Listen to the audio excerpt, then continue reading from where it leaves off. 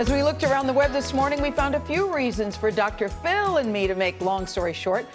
Let's start with the New York Daily News. Says Brevard County, Florida's public libraries have banned 50 Shades of Grey after librarians found out, oh my gosh, there's sex in it.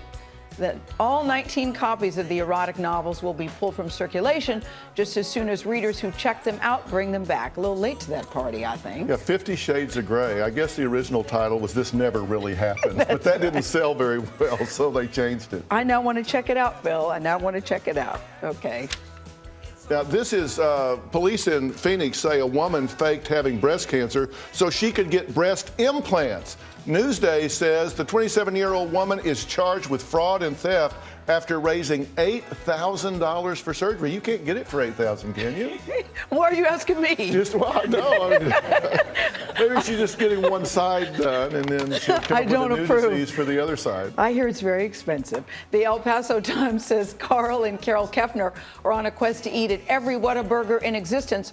What a couple. They've been married 55 years. The burger chain has outlets in 10 states across the South, from Florida to Arizona. But the Texas couple vows they'll make it to all 735 Whataburgers, come what may. What would be your recommendation in L.A.? Stop. I mean, if you're going to go somewhere in L.A., you got to go to In-N-Out, right? There you go. That's the place to go. Mine too. All right, AL.com tells us about Bill Johnson, a former candidate for Alabama governor. He's donated sperm to at least 10 women in New Zealand without his wife's knowledge, and he's now left his family to live in New Zealand, where he apparently plans to be with the babies and donate to more women. I'm just going to give a big ew. Oh, I mean, I'm he was go, running for governor? Yes, I'm going to go ew. I assume he didn't win. No. Yeah, no. I hope not. Moving on. The LA Times declares the Avengers box office superheroes.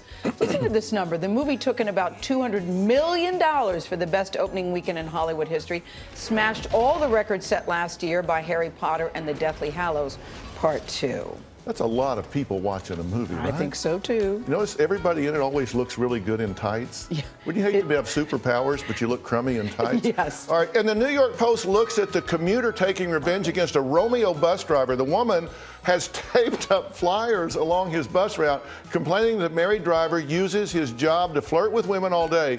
She also refers to him as Mr. One Night Stand. Is that kind of an admission? I think that's an admission, and I'm wondering what Mrs. One Night Stand has to say. Yeah. I'm thinking maybe, Phil, there's a guest or something in there in the Dr. Phil show. Yeah, maybe. might be. I wonder if the bus driver would talk. Yeah, I think if anybody could get him to talk, it's you. Yeah, Thank you, maybe. Phil. Thank you very much. That's LSS with Dr. Phil.